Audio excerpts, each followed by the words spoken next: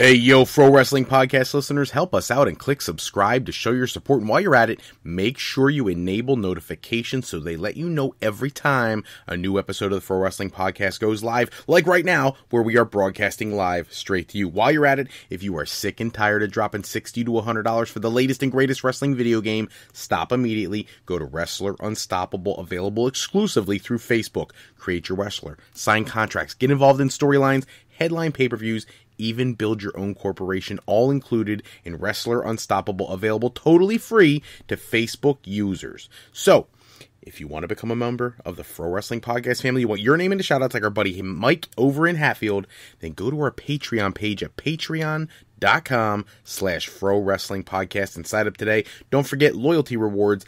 Anyone who contributes $15 a month gets to co-host an episode of Going Live with me, and our $7.50 a month contributors, you get entered into a drawing to also co-host an episode of Going Live. Hello, everybody, and welcome to this episode of Going Live, one of our live episodes of the Pro Wrestling Podcast. We'll be taking your questions, your comments, anything you'd like to get into the show. Make sure you enable the chat function of whatever streaming service you're using to get your comments into the live show. If you have a question you think of after we go off the air, or you're just a little shy, go to the Pro Wrestling Sound Off line at 267-642-1160, where you can give us your questions, your comments, anything you'd like to bring up in a talk-to-text service. That's right, you talk, it texts it to us, and we will try to get to as many of those in one of our future episodes. Don't forget, if you're new to the Pro Wrestling Podcast, head over to our homepage at www.frowrestling.com to preview any of the topics coming to the Pro Wrestling Podcast. Also, if you are into the independent wrestling scene, we here at the Pro Wrestling Podcast love to support indie wrestling. Make sure you check out our indie events tab at the top of ProWrestling.com, where you could find all sorts of smaller independent promotions in your local area, where you could check out some of the best action in the world. I'm a huge advocate for independent wrestling. Check that out and see if there's anything there you are close to, so you could get a much more personal feel at your wrestling experience.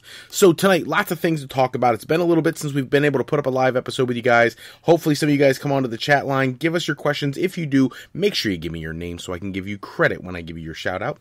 But in the news this week, first off, major breaking news today was a huge return to WWE at WWE Starcade. Tonight, there was a situation where everybody was wondering what was going to happen with Braun Strowman. You know that on Raw, they did the angle where he gets beat up, roughed up by everybody under the sun, and he's actually out with a legitimate elbow injury and is going to get surgery. So tonight, he was supposed to appear at Starcade to take on Baron Corbin. That did not happen. However, Baron Corbin came to the ring for Starcade. He issues an open challenge that is answered by the returning Bray Wyatt, which I think is a fantastic substitute for Braun Strowman, who could instantly get over with the fans and really create an organic response from the people. You don't want to hand feed them something horrible, some last minute rush thing. Bray Wyatt being off TV, though a lot of fans have missed his presence on the show, this may be a good thing because it made it so it meant something, him coming back. This isn't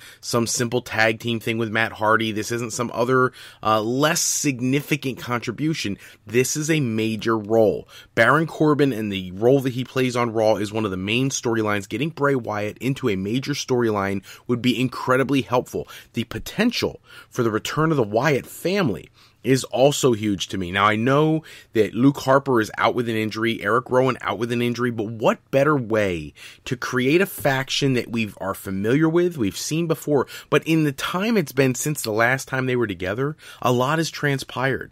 Between Bray winning a championship and having that great feud with Randy Orton that was bizarre at WrestleMania a couple years ago, too, Braun Strowman organically becoming this monster among men beast character that has taken over the WWE, and, all points in between. Bludgeon Brothers being, repackaged and whatnot. So it would be interesting to see how they would handle a Wyatt family reunion, especially considering the namesake. Bray Wyatt may not be the biggest star in the faction any longer, courtesy of Braun Strowman getting over so well with the fans. So I'd be curious to see how they'd handle that. But the good news is Bray Wyatt returning to WWE tonight, and not only does he return, he defeats Baron Corbin with a schoolboy relatively quickly. Baron Corbin calls for some cronies to come from the back. He wants a rematch, no disqualification deal, and Bray Wyatt has some help come from the back as well, and he ends up defeating him a second time within like 5 minutes. So very cool stuff for WWE Starcade. Hopefully everybody is on the network right now while they're listening to the Pro Wrestling Podcast, checking out Starcade, their 1 hour special. Actually, it may have just gone off the air now that I said that. I see John, the sports guy, is tuning in from Alpine, Texas. John, always thrilled to see you. We missed you, buddy. We're glad to see you back with the Pro Wrestling Podcast. We love John. John's one of our favorite listeners. Good guy. Got to hang with him quite a few times at those Triple WA shows at the Quakertown Farmers Market and at Zern's Farmers Market. Hopefully one of these days he gets back up to Pennsylvania and I can hang with that guy one more time. But good to see you tonight, John. Great hearing from you. Other topics tonight. There's a new WWE Performance Center being talked about for Germany. The WWE would want to work with the WXW promotion over there and really create another Performance Center opportunity. And that would be huge for them because the European market, yes, they have produced some amazing talents that have done very well for WWE, but they really are a hotbed for emerging stars. There's many of them that really, you may be familiar with the names or maybe you see them on an indie show here or there, but there are some that really could be top flight, top tier attractions for WWE. I know the big announcement in regards to the European brand of sorts is that WWE UK has their first show coming. They're going to do a NXT takeover event coming from Blackpool, and that's going to be in January. That's going to be huge. Everybody has been wondering when they were going to really put some emphasis behind this UK brand. Well, the answer has come, and the answer is now. The UK brand is going to be huge, and this UK event is already garnering some major attention. The talents are very excited about the opportunity, and I'm excited because the main event of the show will see Pete Dunne defend the United Kingdom Championship against Joe Coffey, who is an incredible European talent and somebody who I think may be the man to dethrone Pete Dunne to finally see somebody get that championship. And it's hard for me to say that because I love Pete Dunne as champion, but at some point the title has to move around or it loses some of its relevance. So we'll have to wait and see what happens there.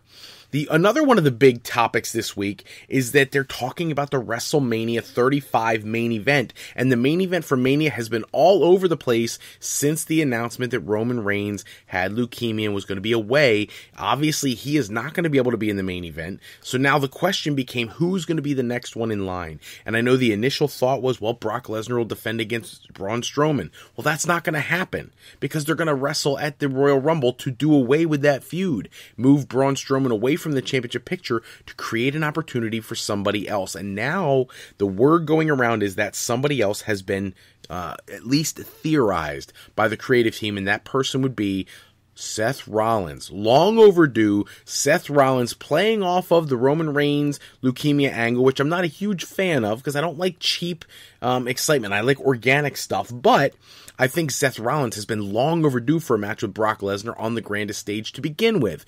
When he stole the Universal Championship, I shouldn't say stole, it was completely legal based on how you cash in a Money in the Bank, but since that moment where he took the World Championship from Brock Lesnar during that three-way, what turned into a three-way at WrestleMania, there's never been a one-on-one match between Seth Rollins and Brock Lesnar, and I would love to see what they could do together. We've gotten to see just my opinion, the amazing match at the Survivor Series with Daniel Bryan. We've seen Brock Lesnar in the ring with AJ Styles. We've seen him with all these big behemoths, but he's obviously, and I know some people think I'm crazy here, but it looks to me like Brock Lesnar has the ability to put on a good match no matter how big his opponent is. Seth Rollins has a little more size to him than a Daniel Bryan, and he has some athleticism that I think would really match well with Brock Lesnar, and I'm very excited if they decide to go that direction. I think that would be a fantastic opportunity. Now, they're talking about, opportunities. Ring of Honor better be careful because there's superstars in Ring of Honor who are looking for an opportunity. And several of them, people have been talking for months about some of them potentially leaving the company. We know that Cody Rhodes, Hangman Page, Marty Scurll, the Young Bucks, Kenny Omega, all their contracts coming due at the same time. And we also know that Jay Lethal re-upped his contract with him, as did Flip Gordon. But another superstar potentially leaving is Silas Young, who may not seem like a major player, but he really is. He is, because he's a throwback to that old school, like Arn Anderson, Tully Blanchard style wrestler, something that WWE would really love to capitalize on. And I think Ring of Honor needs to be careful. I almost feel like they think that they can grow these talents on trees sometimes, because the indie scene is so competitive right now. But the reality is, with WWE scooping up talent, and with the conversation, the possibility, the potential of a new company emerging in the United States, this could be a bad time for Ring of Honor to let their guard down and let certain talents leave.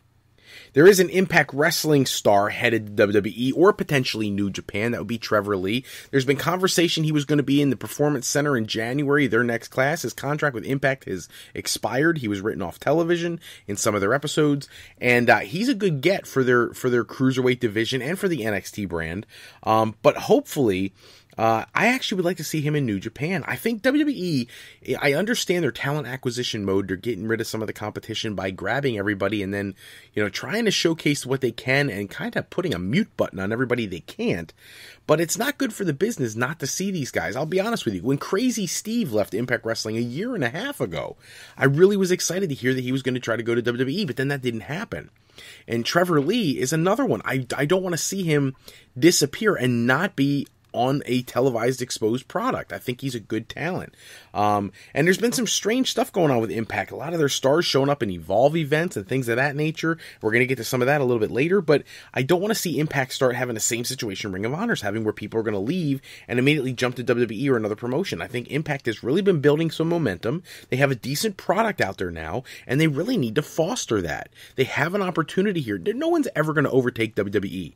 Let's get that out of the way, but there's a great competition for who could be second or who could be third, and how lucrative those companies can be in the long term with proper planning and booking. So hopefully Impact doesn't continue to lose stars, or Ring of Honor for that matter. When it comes to Impact Wrestling, though, the other topic to discuss, the deal with Pop TV has just gotten uglier and uglier by the day. They are no longer at their 8 o'clock time slot. They're at the 10 o'clock time slot. Their ratings are in the toilet. They have an extension through the beginning part of 2019, but they're looking for a new partner, a new channel to feature them. Access Television, my understanding, is not an option. So they need to find somebody willing to showcase their product. Now, here's the thing. They were drawing 300,000 people a week only a matter of 6-8 months ago, and now with the new time slot being at 10 p.m., they're lucky to get 100,000 people. That's not good. Now, it's still not terrible for the time slot that it's in, but when you think about comparatively where it was to where it is, that's a concern. And the worst part about it is Impact Wrestling's quality of product has been amazing lately. They've been putting on great matches, incredible talents, some unique opportunities, and they've been making new stars, something that every company needs to do, and we're at the cusp of potentially a huge problem for them if they can't find another network home. Hopefully they work that out sooner rather than later, but definitely a tense time for Impact Wrestling. Speaking of attention, Neville in the news this week, he actually came out and explained himself why he left WWE, and it really came down to two things. He only admits one, but it really comes down to two things. One, his stated purpose is that WWE Creative had run out of things for him to do, so he left. That was his statement. And I get that. He really had done everything there was to do in the Cruiserweight division. You know what the problem I have with that is, though? Is that WWE Creative is that naive and that stupid sometimes that they don't see the value in moving Neville away from the Cruiserweight division and making him a legitimate contender to the Universal or World Championship. Neville is every bit the size of a Finn Balor, a Daniel Bryan, and several other superstars. There's no reason he couldn't have been in the main event picture because of how over he was with the crowd. People loved his character, and WWE dropped the ball with him, and now he's over in Dragon Gate, which, look, I'm not knocking Dragon Gate, but it's not WWE. Think about the matches that he could have had with AJ Styles, with Daniel Bryan, with some of these other talents, with a Seth Rollins, if you really let the guy go out there and perform.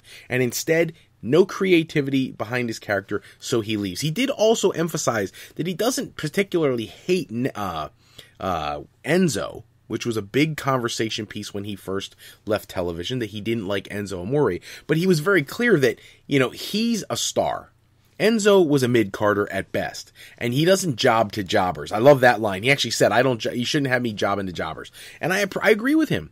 Enzo was never worthy of the Cruiserweight Championship yet. He may have gotten there. He was doing a great job of getting himself over with all his promos and whatnot, and I think he was on a good path, but he was just a butthead in the back. That's the reputation everybody talks about online. And look, I'm not telling you how I feel about the guy. I'm not telling you he's a bad guy. What I'm telling you is that's what's been reported by various media outlets. So, especially for those who tuned in to Survivor Series and saw Enzo during the tag team match standing up in the crowd doing his promo from WWE days and getting kicked out of the building, I find that humorous to me. Like, how far can this guy fall? Like, real one, you're not really anything if you don't have people who are interested in you. We turned the page. Survivor Series happened. He's jumping around acting like a fool. It was on Twitter for about 8 seconds and it was gone. Like, nobody cares anymore. I shouldn't even be giving him the airtime right now. You know, it's a shame because he had an opportunity to do something worthwhile in WWE and totally wasted it. What a shame. Update, as we started to say earlier, on a new wrestling promotion, All Elite Wrestling. The trademarks have been filed, and it is a very interesting time because this is being funded by the gentleman who owns the Jacksonville Jaguars in the National Football League. And the trademarks that have been registered is All Elite Wrestling, Double or Nothing, AEW Double or Nothing, AEW All Out, AEW, and Tuesday Night Dynamite.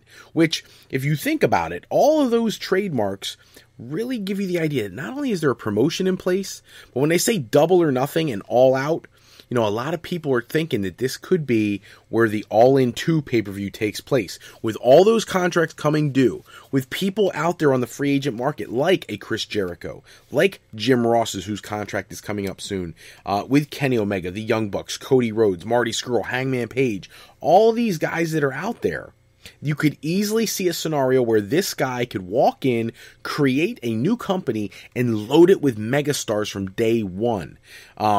The situation with the trademarks, they're all registered to an address at TIAA Bank Field, which is in Jacksonville, Florida, where the Jaguars are located. So clearly there's a tie-in, and it'll be curious to see how long it takes to get this thing off the ground. But if you're pulling in essentially the Elite and any other major free agents in the business right now, you're looking to really make an impact, no pun intended, in the wrestling business, and could be a major player in short order, especially if it's promoted correctly. You know, there's guys out there, you could easily bring in a Joey Ryan, you could bring in Colt Cabana and some of these other guys, and really create a roster that is not strange. You know, it's not like WWE when they started the revamped ECW and it was god awful because there was a bunch of people either we didn't care about or squash matches with the ECW legends. This is something where you have contemporary, modern, some of the best wrestlers in the world who could show up on this show and really hit the ground running. In addition, the conversation about New Japan Pro Wrestling talents being frustrated with the current management and leadership there after the leadership change over the summer could lead to some of those stars potentially going there. That would be scary for New Japan. Notice how there's a theme tonight between Ring of Honor losing stars and Impact Wrestling losing stars and potentially New Japan. And here comes this new company looking to be the next Phoenix on the horizon and jump into the game. This could be a good thing for wrestling fans, not such a good thing for all the other smaller promotions who are trying to keep pace with WWE. I'd be curious to see how that works. Speaking of Cody Rhodes, though, very cool that he was announced just today as the winner of the Pro Wrestling Illustrated Male Wrestler of the Year. I think it is overdue. I think he should have won it last year. I'm very happy to see that he won it this year. I'm a little surprised that Kenny Omega didn't win it this year. I really thought that's where they were going to go with it. But I'm okay with that. Or AJ Styles for holding the WWE Championship all year. But the fact that Cody got it is a good thing. He did announce a couple weeks ago that his final Ring of Honor appearance will be at Final Battle when he takes on Jay Lethal. It should be a great match. I expect him to lose that match and depart Ring of Honor with class and dignity and go on to do bigger and brighter things. Now, there's still a possibility that he and the Bucks and everybody else show up in WWE. I think the concern there would be I don't think, have confidence that WWE will use them properly. Marty Scurll was in the news only earlier this week saying that he could easily see himself in WWE, that, you know, he'd be a liar if he didn't say that that was something he would be open to if the right situation came along. However, it's not a requirement to him anymore because of the great business that's out there in the independent scene. So we'll have to keep our eyes on all those guys. News in the world of New Japan also that I don't want to forget to mention, Wrestle Kingdom, their biggest pay-per-view event of the year, the equivalent of WrestleMania here in the United States, is going to be available same day on Access Television. Not the full show, about a 2-hour block. I anticipate they'll probably put some of their best matches from the show on it live, or something of that nature, or same day, whatever. New announcing team, Don Callis is going to be doing commentary. Jim Ross not going to be there for commentary because he is moving over to finish out his contract with WWE. I'm kind of curious to see if he re-ups with WWE. I don't think he wants to. I think he would like to be doing the Access Television stuff, but we'll have to wait and see how that works out. Kevin Kelly, the other half of the announce team for Wrestle Kingdom. But if you have never watched New Japan Pro Wrestling, keep your eyes out. First week of January for that. It's going to be amazing. We're going to see a unique opportunity at Evolve 117, WWE versus Impact Wrestling, a match advertised as Street Profits, who are from NXT, who are the current Evolve Tag Team Champions, taking on LAX, who are in Impact Wrestling and contending for their Tag Team Championship. Very strange the way that comes together, but I'm anxious to see it, and I hope that this is kind of like an olive branch between WWE and other promotions to maybe allow some of their talents to co-promote. This is a great way to do it without tooting the horn of either brand, so nobody's offended. Hey, you know, I put my Impact Wrestling guy got beat by your WWE guy on a WWE show. We don't want that. But here at Evolve, it doesn't really matter who goes over. It really doesn't. Neither one of them represents that particular company. So curious to see how that works out. I do want to say before we go tonight, I want to send a get well to Hacksaw Jim Duggan. Jim Duggan spent the better part of the last week in the hospital in the intensive care unit. Little health scare, and for anybody who's a diehard wrestling fan, especially people my age, back in the 80s, into the 90s, you loved Hacksaw Jim Duggan, whether it's all the way back to his Mid-South days, into the early UWF days, WWE, getting a 2x4, feuding with Andre the Giant, winning the first Royal Rumble, into WCW, where he becomes the last world television champion, finding the championship belt in a trash can. Whatever it was, Hacksaw Jim Duggan has always been a quality performer, somebody who I think was severely underrated and really had a lot of contributions to the business. I hope he goes into the Hall of Fame one day, but in the meantime, we have to give him some well wishes because he is not doing so well right now. Jim Duggan, feel better, buddy. That's all the time we have for this episode. Check back with us next episode. We'll run down the latest wrestling news and rumors. Special thanks as always out to bensound.com and purpleplanet.com for producing all the music and sound effects we use in our shows. Today's podcast was sponsored in part by Beazle Games, bringing a new friend the family. Game night is easy with sketchy people. Showcase your artistic side in this game from Beazle Games by going to frowrestling.com and clicking the icon in the middle of the page. And to alleyrepair.com. Contact Alley Repair today for servicing of all your classic skee-ball, pinball, your arcade game needs. If you're looking for your next career move, maybe you're considering college, university life, or you just need some formal training for your next career decision, go to our sister website at frolifeplanning.com for all your higher education needs, as Fro Life Educational Planning is for today, for tomorrow, and for life with Fro Life. I'm Fred Froelich, better known as Mr. Fro. I want to thank you for taking a few moments with us today. And if you're looking for more wrestling news and rumors, go to www.tsj101sports.com for their articles, or go to my blog at Infro's Corner, located right on frowrestling.com. Until next time, everybody, take care, have a great night, and don't forget to check out that indie events tab on Fro Wrestling and see some amazing indie action near you. Take care. Have a good night, everybody.